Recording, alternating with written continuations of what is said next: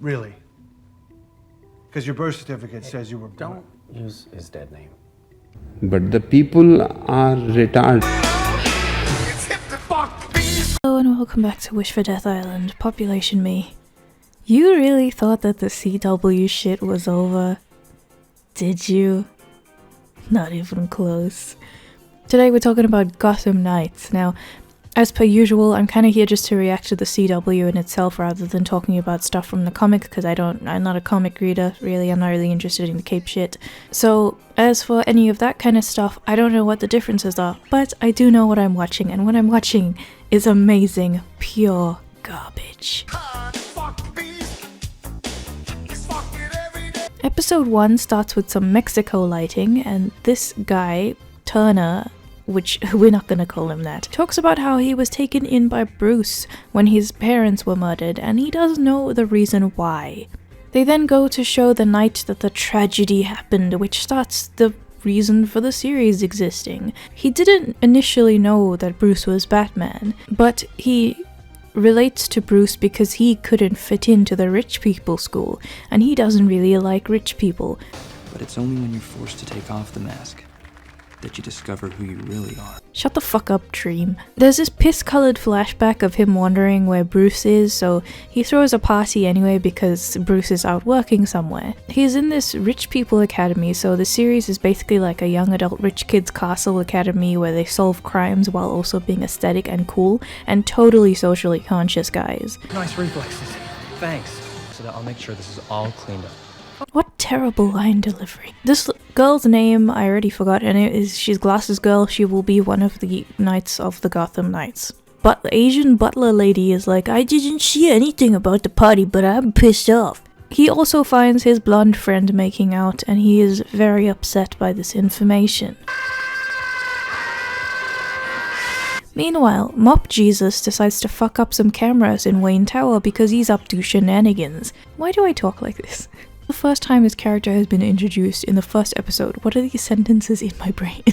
So he takes off his disguise even though he could have used it, and they introduce this braids girl and meth sensei, which is what I'm gonna call them. They linger on her for a while and she acts really cringe and laughs, and sometimes she mush mouths so I can't understand what she's saying. I do know that this is supposed to be Duella Dent, which is the Joker's daughter, and the comic book art that I have seen looks cool, so this obviously isn't a comment on the character themselves. I just think she's basically acting like Alice did, so I think you can tell the caliber of talent on display, in my opinion. That's also why I'm not calling her Duella, I'm calling her Meth Sensei, because I think that's a more fitting name. This place looks like a museum. Had sex with a bank vault. So, a museum then. Let's talk about this music for a second.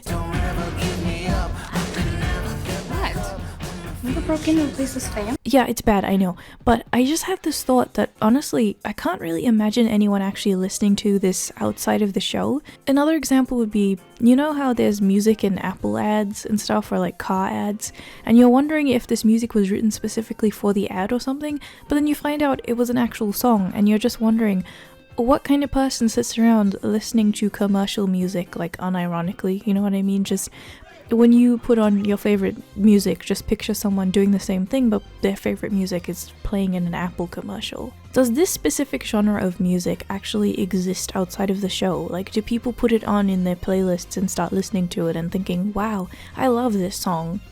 Is there anyone in the comments who actually does this? I would like to know your opinion because I'm very confused. So the reason that these guys broke into the Wayne Tower is because they're there for a gun. They got 100k by whoever hired them to break into the safe. The only thing in there is the gun, and the barrel is warm, which means it was used. This is also very significant because this gun was used to shoot Bruce's parents. Why are you not wearing gloves?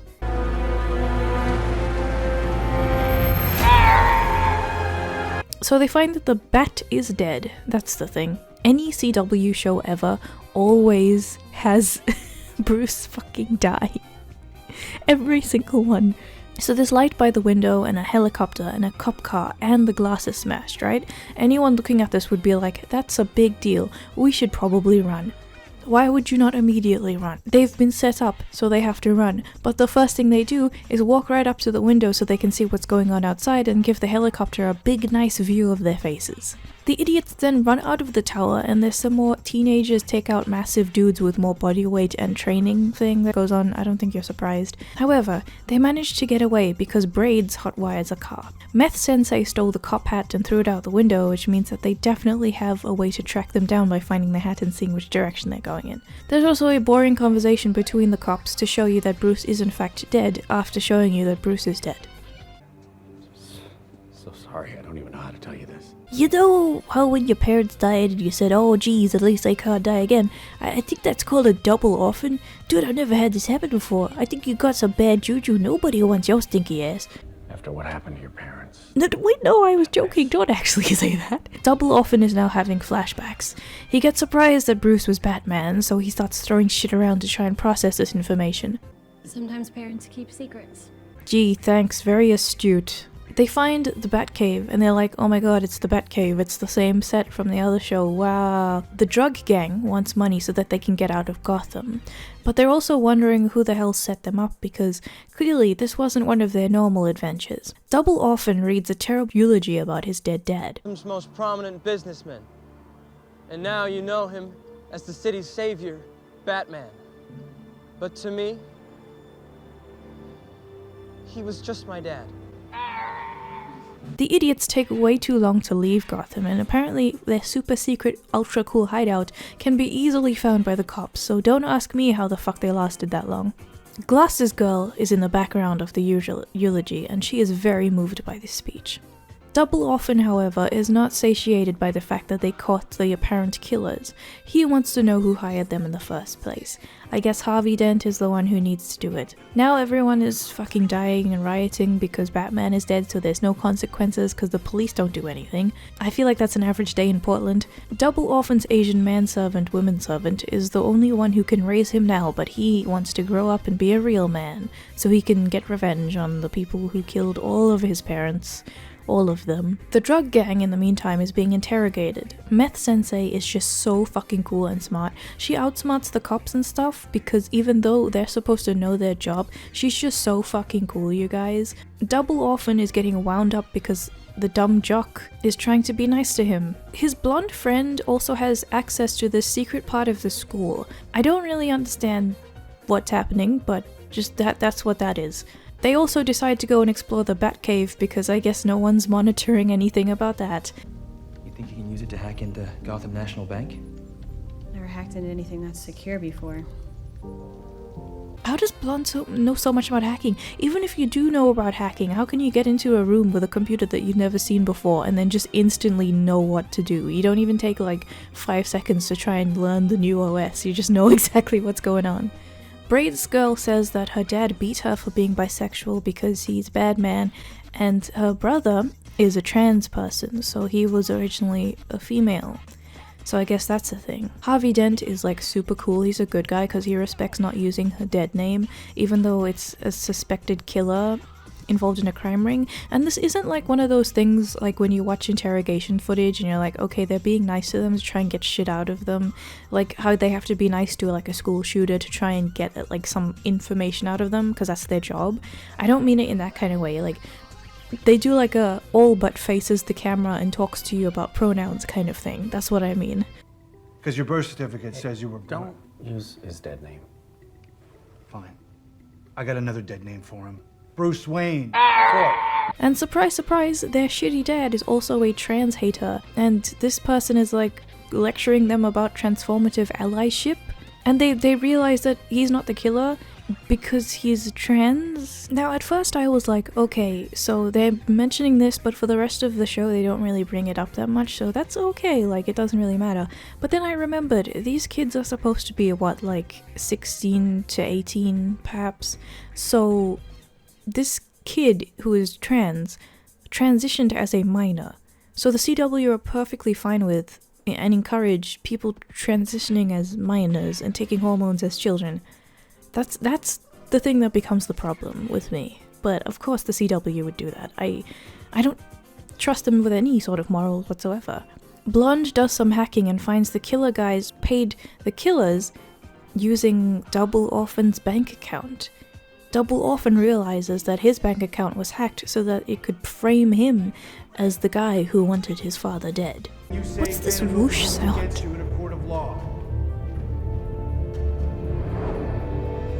Anyway, he gets arrested and they take him away. They should have kept cutting back to the whoosh and then like more people would show up. Like, who the fuck is this? Who is this? They find out that Bruce changed his will at the last minute to give Double Orphan all of his money right before he died. But now everyone thinks that Double Orphan did it, so he gets put on blast by the media, and he also gets put in the same cell as the other people. Why in the absolute fuck would they put him in the same cell as the people that he hired to kill his dad? Is this so... Huh? Why are they... Who organized this? Everyone around them is saying that they're guilty, and there's some boring conversation with this lady who speaks in newspaper headlines. Double often does some bullshit about emotional things. While he's in prison, he asks the blonde woman to investigate using the Bat computer to try and find someone who was actually behind the whole thing. Does he not realize that people monitor prison phone calls? So, after he had a tussle with them in prison, he gets taken to the van to take them to some other facility, and they whisper to him that the fight was actually fake, because even though they think of him as a victimizer and a filthy white man, they were also just doing it so that they could discover if he was really innocent depending on how emotionally he reacted, and they could escape with him if he wanted to. So he gets out and there's like this boring fight scene. He tries to be like, no, we can't fight the cops because I'm a good man. But the cops are the villains because they're in on the entire conspiracy. How did these people figure it out? I don't fucking know. Every single cop besides Harvey Dent is apparently a really evil person because they're all Schrodinger's bad guy. Glasses Girl saved the day because she is Robin. After all, she is Robin. Robin is just this person. How does she know all of this? How does she know how to do anything? She is a teenager. Is this someone Bruce worked with so she knows everything? She's like 2 years old. How do you know all of this stuff? Blonde decides that she's gonna be a cop hacker, and they have a pep talk about how she's gonna hack the cops. There's this society that they discover might exist called the Owl Society or some shit, and they're a cult that runs all the upper echelon shit going on in Gotham because they're a bunch of towns people and business people and the heads of all the companies. The Illuminati, basically, but with birds. They even have a stupid little rhyme. And like, every single person is a part of the Owls. Everywhere you look, you can't trust anyone. The fat cop that was working for the Owls beforehand failed his mission, so he got killed by a bird. YouTube is still gonna kill me for showing it anyway, even though it's fucking PS2 graphics. The cops raid the Batcave because they found it afterwards. The teenagers are now robbing a shop because they need clothes to go on the run, but it's morally good because some clothes were made using child labor, so I guess fuck the normal person who works as a clerk for the store and will probably get in trouble for the actual issues going on because the working class people are the ones who get in trouble. You robbing a store doesn't actually hurt the people at the top of the chain, it hurts the people who are working for them, who are the people that you apparently care about, but commies don't really use logic, so I'm not surprised. They're also playing around and talking about fashion, even though they should really just be doing a grab and a dash to get anything practical and leave. Well, we all know that the writers of this show have never done any real work in their lives. We know it. It also sets up Meth Sensei and Double Orphan as kind of having a flirty thing together. The police are called because someone tripped the alarm, but Robin shows up to bust them and decides to help them because she knows that they're actually the good guys. They also need to find out why the Owls did her bad. They don't know how to get themselves out of this because the Owls are too powerful, but they're gonna try. Blonde and Glasses Girl also are the only ones who are not on the run, so they show up at school to try and discuss things. However, Blonde's jock boyfriend says that she's delusional for thinking Double Orphan is innocent.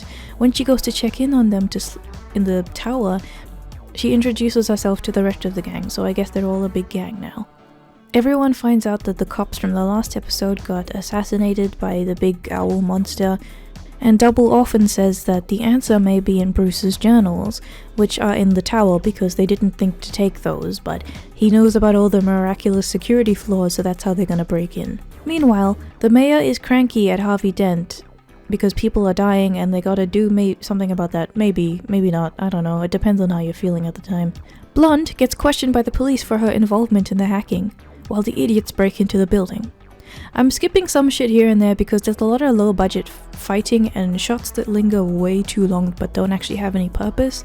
Like, even to add lame memes to them to try and make them funny is just like kind of a fruitless endeavor, so I'm just not going to do that. So they find some journals and weapons. They say they don't have much time, but then proceed to waste their time just standing there and reading them instead of collecting them and leaving. But it also confirms that Bruce knew who the owls were. Blonde doesn't want to talk to her boyfriend anymore because she says that he was the reason why she went to the police, and he trying to get her in trouble and all that fucking shit. Double often discovers that the owls have been hunting Bruce's family for centuries for some fucking reason, but now that they know that the owls actually exist, and he knows that they're gonna hunt him, so he needs to get revenge, Meth Sensei drives off and leaves the rest of them to fend for themselves. They just kinda jump out the fucking window, I guess. If I get this fucking Ziploc ad again, I swear to God. So Meth Sensei tries to sell the watch that she found. Now, the watch she found is the reason why they learned about the owls in the first place, because it has the insignia on it. Now, considering this, and considering she is the one who said that the owls are everywhere, and you can't trust absolutely anyone, tell me why she went to a dealer to try and sell this thing without thinking that maybe he knows some people who are looking for the owl insignia. If she is so smart, tell me that, please. Anyway, she isn't smart, because he is looking for someone who stole the watch, and he is going to take her in to the owl people so that they can question her and kill her. But she also runs away at the last minute. So there's that, I guess. Ziploc, please.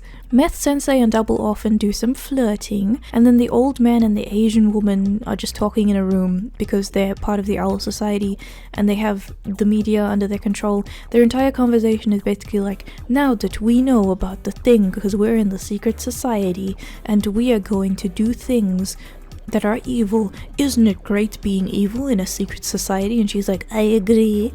Batman's last journal pages were ripped out, and they don't know who took it. However, Glasses Girl did it because there are some secrets that she doesn't want anyone to see.